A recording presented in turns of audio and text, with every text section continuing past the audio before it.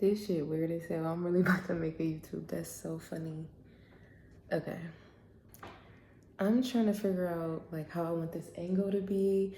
I'm looking to the side like I can't see, but the camera is right here. I'm about to freak this. Hold on. It is actually so weird to me that I'm like doing a YouTube. So hold on. I had a YouTube before, like back when I was a teenager, like whatever. I'm 30 now, currently. And I just think it's so interesting that I had this thought about YouTube just because I'm like, okay, both times when I put myself out there, it was, talking about makeup, talking about, hair, things that I don't really do my hair. I don't really do makeup. And it's like, I had to think like, damn, bitch, was you being fake? But it's like, I don't think I was being fake. I think in those moments I was authentic to myself, just like how I am now. But I don't know, I have something to say. I'm not afraid to actually talk this time, I guess, and actually say my thoughts, because I think so many times for a lot of us, really, we just, we don't do the things that we want to do out of automatically talking ourselves out of it by saying like, well, no, because, oh my God, what if I go viral? What if somebody say this, that, and the third? Or what if all these, what if that never happened? And then we psych ourselves out from being ourselves. Like, and right now, I think there is a crisis in our culture, like our digital world culture, our social media culture, of people have fallen into like this trap. And even I'll say myself. So I'm doing this video because I was a 9-to-5 girly like for a long time. And before being a 9-to-5 girly, I was a creative. So I always was a creative. I always enjoyed doing things. And then, if you're a person that was a creative and then you went down a 9-to-5 route, you understand how difficult it is to get back to yourself within your work job, because, work takes up most of our time. So I'm doing this to maybe help some creatives out there who probably feel like they've lost their way, because I'm in the process of searching to find my way again. So I made a Substack, and instead of it being like guide style content, like how to regain yourself after da da da, or the art of this, or I don't know, like, and that's no shade to anybody else, but I didn't want it to come off like I have the answer, so let me tell you how to get through it. This Substack was like, honestly, my first time exposing myself, like my real, what's really going on with me, like not trying to sound like I have the answers for you. So I'm doing this video really also for me. What do they be calling this in therapy? What exposure therapy is giving that. But I kind of just want to just share how I'm refinding my creative self. So I want to break down the Substack. So the first thing was removing myself from survival thinking. It's so weird, like doing this in front of camera, like being like really, really exposing my tea. Oh my God. The first thing is I had to learn to remove myself from survival thinking. So for so long, I identify with a close proximity to survival. So like, obviously when you're in a 9-to-5 world, you naturally live check by check. That's just the truth. Like, and one layoff or one moment of not doing a project or not doing this, that, and the third, like that affects you. So naturally you're thinking about, you've already have your money pre-planned. You're thinking about, okay, how am I going to do this for rent next month? Like, it's so many things that come up, right? And then in society, like we're taught to, okay, go to school, get the job, get the car. That is the way you're supposed to go. Get the house, get the this, get the that. And we're also taught to feel insecure about ourselves, that we don't have these things yet, that we feel like we're behind if we don't have them. But also, the people that do have them, I'm not saying all of them, but they could be kind of snobby. The people that did follow the right way, right way, quote unquote, because they feel like, well, I did it. It's hard work gets you here, whatever. So it's like it's still insecurity in both people, both players. So it's like when you're in that thinking, though, you think about you're in survivor's thinking, right? Also, I want to talk about emotions a little bit too, because it's like when you're in a survivor state or survival state, that's your hell, your internal hell, because all you think about, and I'm going to put like this like emotional ascending and descending guide that I kind of talked about in my blog too. But it's like you're naturally going to be thinking of, oh my God, I'm fucked. I don't have nothing to do. I'm not good enough. I'm not this. You're automatically going to keep descending and being in that mindset.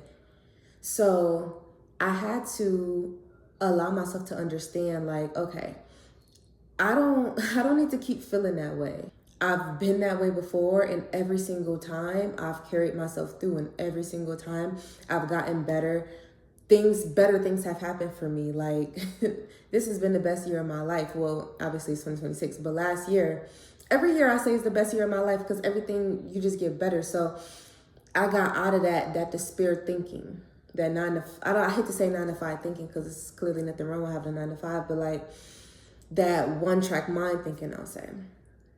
So I had to start ascending and removing my proximity to survival and tightening wouldn't be the best word, but like realizing that I have the people that I look up to, the people that I study, the people that I admire, like I admire them for a reason. Those are also qualities that I have within myself. So it's like, instead of me thinking that, these are people that I admire, is wow, like you can do it too. Like simple as that, like you can do it too. And I had to start believing in that and getting myself out of that mindset of I'm not these people. Again, going to the survivor's mindset. I also had to realize, going into my point about the people that I admire. So recently I just watched the interview with A$AP Rocky. That was really, really good. Erykah Badu. I watched a lot of old interviews, Diana Ross. And in the morning time, instead of me just scrolling on the internet, TikTok specifically, I watched these type of interviews and I had to realize I'm cool too. Going into breaking yourself out of loop cycles and having closer proximity to the people that you look up to, I had to remember, like, okay, I'm the shit too. So another thing that I'm really into researching psychology. That was a minor of mine when I was in college. So psychology, I really should have took that up for real. But I enjoy reading about the mind, and what scientists say about the mind, about consciousness, collective consciousness, our reality, like holographic reality. Like I really enjoy those type of videos. So one video that I came across, and I'll put that up somewhere, it was in Spanish. So I was like, God damn. But one scientist in particular, or psychologist, I don't know what to call him, but he started to talk about the importance of balance. And I believe another scientist or psychologist, whatever, I think it was a woman, that was talking about what a lot of like ancient Chinese people believe, like with qi or with yin and yang. They're kind of all saying the same thing, to a balance of the brain as well. So Left brain thinking is kind of what you're whipped into submission to be when you go into the corporate world. And that's what I realized I was. And I'm not trying to say whipped into, like, you need both. But left brain thinking is more about your process, strategy, analytical, logic. And it's like those things obviously will work for being in school. They'll work for your job. Like, they'll work for those. But often, if a lot of your time is spent doing that, you're shrinking your right brain, which is out of the box thinking, creative thinking. You're able to, like, music, art, just different, like, what we need, the creative side. And for so long, I was trying to find that within the workspace still,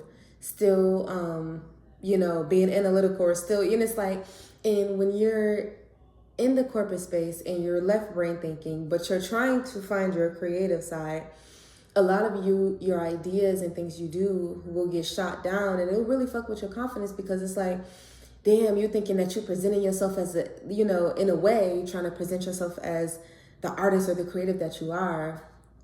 And naturally in corporate, you can't take things personal. If it's like, oh, send this back, we gave you 10,000 edits on this, or whatever. It's like, now going back to the descending, now you're descending again. You're still in that mindset of, I'm not good enough, I'm not this. But really, you weren't using your abilities or your abilities in the outlets that you needed to use them in. So I realized that about myself. I realized that. So now, currently, I'm in the process of realizing I'm not my thoughts. So for a long time, I stopped considering myself a creative, because I was like, I'm not a creative because it didn't take off. I'm not a creative because I keep changing my mind. All of these different things, right? I'm not about to cry. My throat was just closing up. But I believe those things. So this time around, from doing all of that inner work that I've done, and the work is never done. The work is literally never done. But it led me to this moment now where I'm like, you know what? I'm breaking the loop. I'm no longer about to keep giving my value into applying for jobs or being in this job space. The job market is shit anyway. Like, the time is now. And something in me awakened where I'm like, stop telling myself I can't do things, or I gotta have this and that to make it perfect. Like, even me doing this YouTube. Like, I don't have the perfect setup, but I'm like, you know what? Let me stop psyching myself out into what I don't have and just do the shit. Simple. Let me stop overthinking how I'm talking and all this other stuff and just say, like, damn, instead of me thinking about all the bad shit that could go wrong, why don't I just think about, like, doing me, period, And another thing I had to think about is, so going back to, I'm talking about myself again, but it is about me. Going back to the left and right brain thing that I'm kind of interested in, I did more research about that. So it's like, okay, how do I get out of left brain thinking? And basically, you just explore your whatever it is. Like, for example, this whole month, like, crazy enough to say, I started mixing, like doing some DJ mixing. I started making beats. I recorded a song, and I'm like, what the hell? But it's funny, these are all the things that I enjoy doing. These are all the things that I love making playlists in general, just on Apple Music. I love music. I love researching the artist. So, like, why do I tell myself I can't?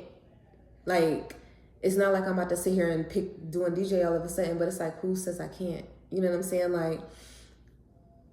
Like I'm allowed to do things, create for myself, So I had to learn that. So I started doing that. What else did I start doing?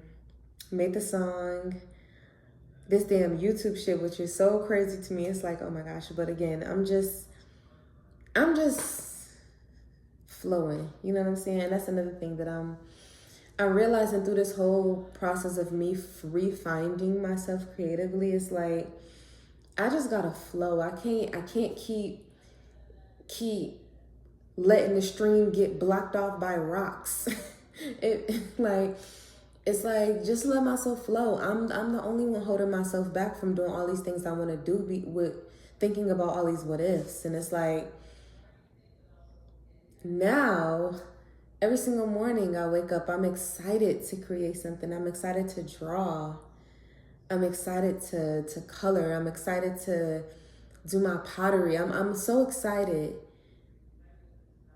to get back to me. So I'm excited to see, I don't know, where all of this goes. So if this video gets one view and it can help somebody, or even if it doesn't get any views at all, like, all of this is just me documenting my creative journey, whether it's digitally, physically, whatever I'm doing.